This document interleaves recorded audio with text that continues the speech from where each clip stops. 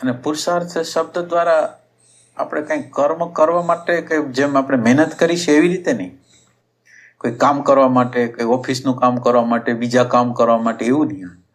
પુરુષાર્થ એટલે હોવામાં અને જોવામાં રહેવું, બસ આટલો પુરુષાર્થ, બીજો કોઈ પુરુષાર્થ નથી.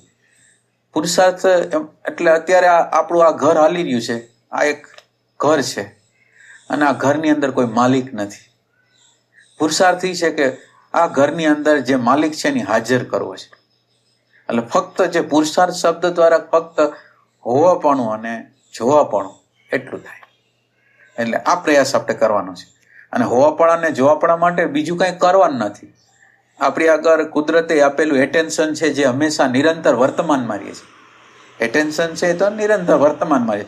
પણ એ એટેન્શન છે, એ એટેન્શન પોતાની જગ્યા ભૂત અને ભવિષ્યની અંદર નાખી દે છે. એટલે એટેન્શન છે વર્તમાન અને ઈ વર્તમાન છે ભૂત અને ભવિષ્યમાં વહી જાય છે. એટલે અત્યારે જે છે એને સમજી શકતું નથી. એટલે હવે એટેન્શન તો વર્તમાનમાં જ છે. એટલે તમારે પ્રયાસ તો ફક્ત કેટલો કરવાનો છે કે ઈ એટેન્શન જે વર્તમાનમાં છે એને ભૂત હારે જોડવાનું નથી ને ભવિષ્ય હારે નથી જોડવાનું. બસ આટલું જ. ઈ તો છે જ, નિરંતર છે રૂપે.